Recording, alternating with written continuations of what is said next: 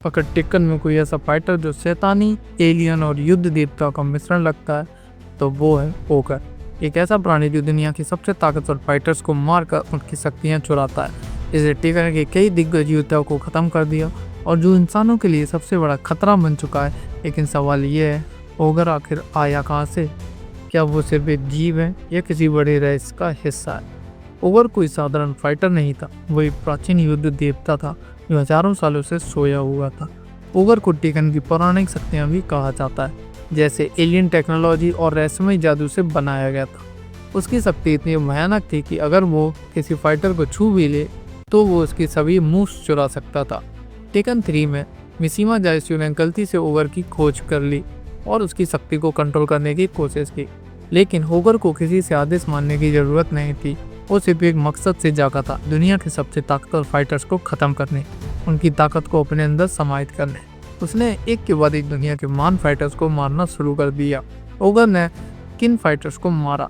बैकडून sworn, orang का master जिसे ogre ने बुरी तरह हरा दिया और गायब कर दिया। ली वुलोंग, सुपर कोक जिसने ओगर की तलाश में कई साल बर्बाद किए।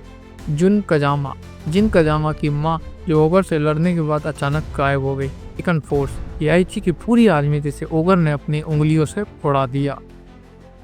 अब तक ओगर पूरी तरह से अजय बन चुका था।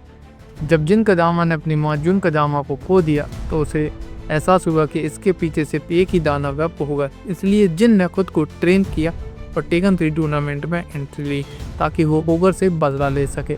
फाइनल फाइट में जिन और ओगर का आमना सामना हुआ और ये टेकन की सबसे बड़ी लड़ाइयों में से एक थी। जिन ने अपनी पूरी ताकत लगा दी और आखिरकार ओगर को हराने में कामयाब हो गया।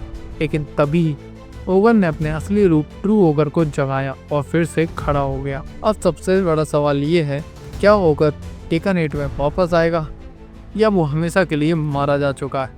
क्या ओगर के पीछे कोई और बड़ी शक्ति थी जिसने उसे धरती पर भेजा था?